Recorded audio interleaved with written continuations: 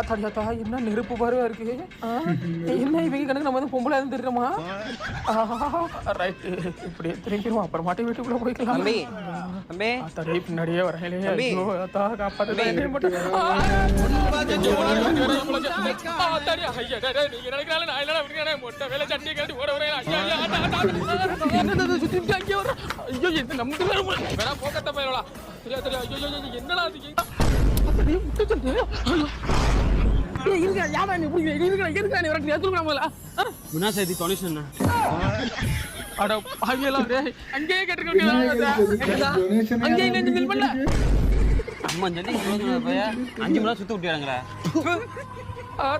என்னடா அடிச்சது இல்லாம டைலாக்